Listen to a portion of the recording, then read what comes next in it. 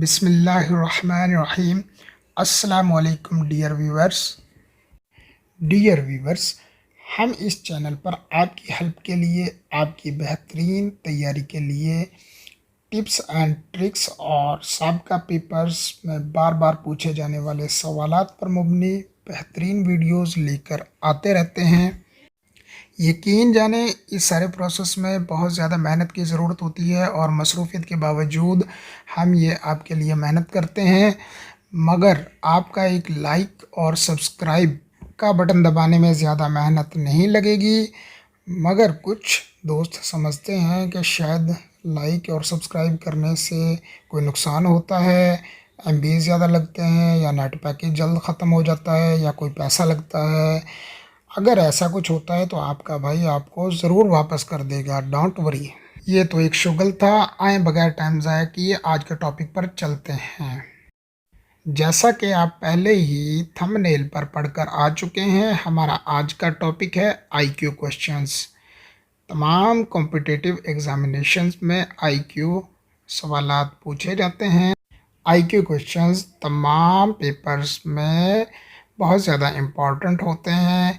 अक्सर पेपर्स में ये 20% तक मार्क्स के सवालात पूछे जाते हैं। आईक्यू क्वेश्चंस बहुत सारी टाइप्स के होते हैं, तो हम यहाँ पे कुछ टाइप्स आईक्यू क्वेश्चन की देख लेते हैं। नंबर 1 पे सीक्वेंस एंड सीरीज़ है, और नंबर 2 पे अरिथमेटिक के भी आगे कुछ सब टाइप्स भी हैं, जैसा कि अरिथमेटिक प्रोग्रेशन, जिसको एपी भी बोलते हैं, एंड सेकंड इज़ डायरेक्शन। आज हम यहाँ इन दो ही टाइप्स को डिस्कस करेंगे। आईक्यू क्वेश्चन की थर्ड टाइप ग्राफ्स है। फोर्थ टाइप वर्ड प्रॉब्लम है। फिफ्थ नंबर पर डायग्नोस्टिक क्वेश्चंस हैं। यहाँ 6 नंबर पर रेशो है। आपको इस चैनल पर इन तमाम टाइप्स के सॉल्यूशन टिप्स मिलेंगे, तो इसके लिए सब्सक्राइब कर लें ताकि वीडियो अपलोड होते ही आपको मिल जाए। FIA 2021 की पोस्ट जो कि जून 2021 में अनाउंस हुई थी, FIA ने इन पोस्ट के लिए अभी रिसेंटली सिलेबस अनाउंस किया है। याद रहे, FIA की उन पोस्ट्स में FIA सब इंस्पेक्टर इन्वेस्टिगेशन की पोस्ट थी, ASI की पोस्ट थी और UDC की पोस्ट थी उसमें, और LDC की पोस्ट भी थी, और इसके अलावा कांस्टेबल की पोस्ट थी। इनमें से ज़्यादातर सीट्स के लिए IQ के 20% नंबर रखे गए हैं। FIA के पेपर में ये 20% नंबर इन टॉपिक्स में से पूछे जाएंगे। नंबर 1 अर्थमेटिक ये हम आज सॉल्व करेंगे इंशाल्लाह। तो ये सेकंड नंबर पे है वर्ड प्रॉब्लम, तो ये वर्ड प्रॉब्लम इससे नेक्स्ट वीडियो में इसकी टिप्स एंड सॉल्यूशन बताया जाएगा। थर्ड नंबर पे डायग्नोस्टिक क्वेश्चंस हैं। फोर्थ नंबर पर ग्राफ्स है। ये 4 टॉपिक FIA ने IQ सिलेबस में रखे हैं। हमारा आज का टॉपिक है जी अरिथमेटिक। आज हम अरिथमेटिक के क्वेश्चंस को सॉल्व करना सीखेंगे। इसमें पहले हम डायरेक्शन के क्वेश्चंस हल कर लेते हैं। सेकंड नंबर पर अरिथमेटिक प्रोग्रेशन को हल करेंगे। चलें जी, डायरेक्शन क्वेश्चंस का सॉल्यूशन और टिप्स देख लेते हैं। क्वेश्चन सॉल्व करने से पहले ये राइट साइड पे जो लिखे हुए हैं नॉर्थ, साउथ, ईस्ट और वेस्ट, ये एरोज़ की मदद से आपने एक साइड पे लिख लेने हैं। इन 4 डायरेक्शन के अलावा भी जो इनके दरमियान वाली डायरेक्शन है उनको भी हम देख लेते हैं जी। अपना नॉर्थ और ईस्ट के दरमियान वाली जो होगी डायरेक्शन वो होगी नॉर्थ ईस्ट, और इसके अलावा नॉर्थ और वेस्ट वाली जो डायरेक्शन है वो कहलाएगी नॉर्थ वेस्ट। साउथ और वेस्ट के दरमियान वाली डायरेक्शन साउथ वेस्ट कहलाएगी, इसको SW लिख लेते हैं। एंड साउथ और ईस्ट के दरमियान वाली जो डायरेक्शन है वो कहलाएगी साउथ ईस्ट, उसको हम SE लिख लेंगे। क्वेश्चन नंबर 1 है जी, Siza walked 30 meter towards the north. She turned right and walked 40 meters. Then जी she turned right and walked 45 meters. She turned left and walked 25 meters. Finally, she turned left and walked 15 meters. How far is she from the starting position? Starting position से कितना दूर है जी? 55, 65, 30 या 45 metres. इसका solution मैंने आपके सामने ये निकाल रखा है। ये जो ग्रीन है इसका स्टार्टिंग पॉइंट है, ग्रीन से वो 30 मीटर नॉर्थ की जानिब चली है, तो हमने वो 30 मीटर लिख लिया है। उसके बाद उसने राइट टर्न लिया है एंड 40 मीटर चली है। हमें जी डायरेक्शंस का कैसे पता चलेगा कि ये हमने ऊपर की जानिब रखा है तो ये इधर ही नॉर्थ है, तो हमने वो डायरेक्शंस बना लेनी है जो पहले बनाई थी। ये डायरेक्शन आप साइड पे देख सकते हैं, north, south, east and west. तो ऊपर की जानिब नॉर्थ है, वो नॉर्थ की जानिब चली है 30 मीटर, तो हमने नॉर्थ की जानिब लिख लिया है। तो फिर हमने वो राइट के बाद फिर राइट हुई है 45 मीटर्स, वो राइट चली है, तो हमने 45 लिख लिया। उसके बाद 25 वो फिर लेफ़्ट चली है, 25 मीटर हमने वो भी लिख लिया।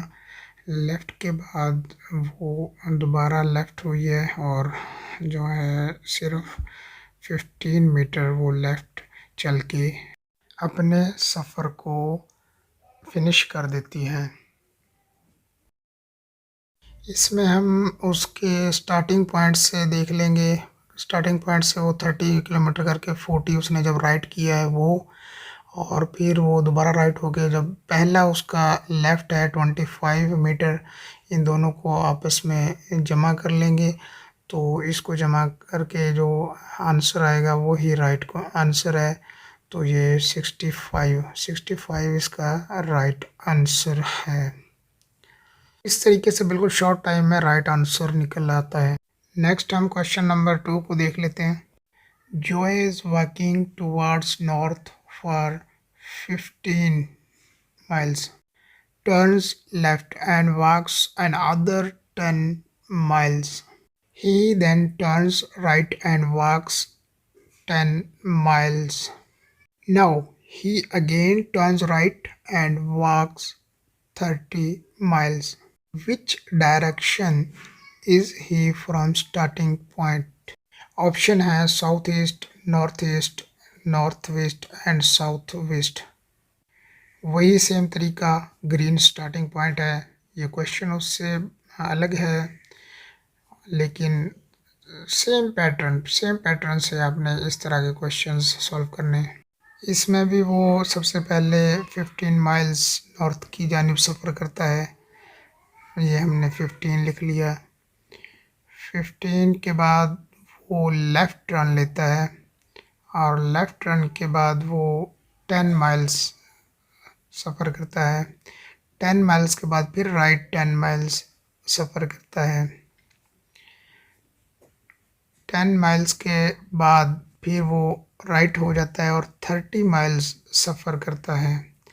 30 माइल के बाद वो अपना सफ़र फिनिश कर देता है। इसमें उसकी डायरेक्शन पूछी गई है, तो उसकी डायरेक्शन इस टाइम स्टार्टिंग पॉइंट से नॉर्थ ईस्ट की जानिब है।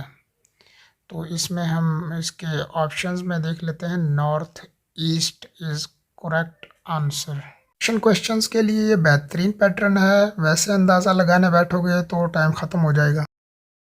आएँ जी अब अरिथमेटिक प्रोग्रेशन को देख लेते हैं इजी फार्मूलाज की मदद से। तो मैंने यहाँ आपके लिए एक नंबर्स की सीरीज़ लिखी है। ऊपर वाली सीरीज़ इंक्रीजिंग में है, यानी नंबर बढ़ रहे हैं, हर एक में 2 प्लस हो रहा है। इस सीरीज़ में मैंने एक बात और नोट की है कि इसमें सब में सेम डिफरेंस है। मैंने यहाँ एक और सीरीज़ आपके लिए लिखी है, लेकिन इसमें इंक्रीज़ के बजाय नंबर डिक्रीज़ हो रहे हैं। गौर करें, इन दोनों सीरीज़ में एक चीज़ सेम है। ऊपर वाले में 2 प्लस हो रहा था, तो नीचे वाले में 5 नेगेटिव हो रहा है। डियर व्यूअर्स, यहीं से तो पहचान हो रही है कि ये एपी का क्वेश्चन है।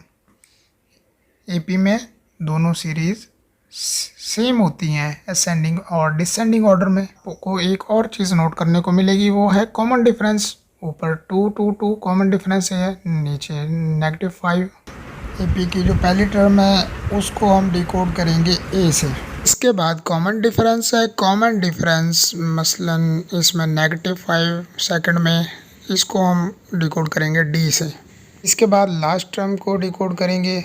सेकंड सीरीज़ में लास्ट टर्म है 5, इसको हम डिकोड एल से करेंगे। इसके बाद आप फार्मूलाज देख रहे हैं जिनकी मदद से हम इनको हल करेंगे। अगर आपने इन सीरीज़ का सम निकालना है तो क्या आप इन्हें जोड़ने बैठोगे? पेपर में इतना टाइम नहीं होता कि वैसे आप इनको जोड़ सको। तो इसका आसान हल है, ये छोटे छोटे फार्मूले ये आपने इंसर्ट करने हैं, ऑटोमेटिक आपका आंसर आ जाएगा। फार्मूला में कोई मुश्किल चीज़ नहीं है। सम बराबर एन, एन का मतलब है नंबर ऑफ टर्म। तो ये जो ए है ये फर्स्ट टर्म है और एल लास्ट टर्म है, आपको पहले बता ही दिया है। एग्जाम्पल के लिए आपको एक टर्म को एक फार्मूला में इंसर्ट करके सॉल्यूशन उसका हल करके दिखा देते हैं। यहाँ पे हमने फर्स्ट टर्म को फर्स्ट फार्मूला में इंसर्ट किया है, तो n उसमें नंबर ऑफ टर्म 5 है और इसके बाद उसके a मेन के उसका फर्स्ट टर्म 1 है और इसके बाद L यानी लास्ट टर्म उसका 9 है। तो ये हमने इंसर्ट कर दिया, इसमें इंसर्ट करके नीचे उसका को हल किया है। 9 + 1 10 हो गया, नीचे वो 10 2 से डिवाइड हो गया 5 और 5 को मल्टीप्लाई करेंगे 5 से, तो ये 25 इसका आंसर आ गया है। अगर इस टर्म को हम वैसे भी जमा करेंगे तो तब भी इसका 25 आंसर आएगा। इसी तरह एपीज़ के सवालात को स्टोरीज़ में भी डाला होता है। जो भी एपी का सवाल है आप इन 3 फार्मूलाज में। मज़े की बात यह है कि इन फार्मूलाज की मदद से ये सीरीज़ तो शॉर्ट थी, इसमें सारे नंबर ऑफ़ टर्म्स भी हमें मालूम थे। उस सीरीज़ को भी हल कर सकते हो जिसके नंबर ऑफ़ टर्म्स हमको मालूम ही नहीं है, मतलब 1 3 5 7 9 और ब्ला ब्ला ब्ला, एंड हमें पता ही नहीं है एंड पे क्या था। तो इसको भी इस फार्मूला में अगर इंसर्ट करेंगे तो इसका भी सलूशन आपको मिल जाएगा। वीडियो अच्छी लगी है तो लाइक और सब्सक्राइब ज़रूर कर दीजिएगा। नेक्स्ट वीडियो किस टॉपिक पे चाहिएगा वो भी कमेंट्स में ज़रूर बताइएगा। Thank you.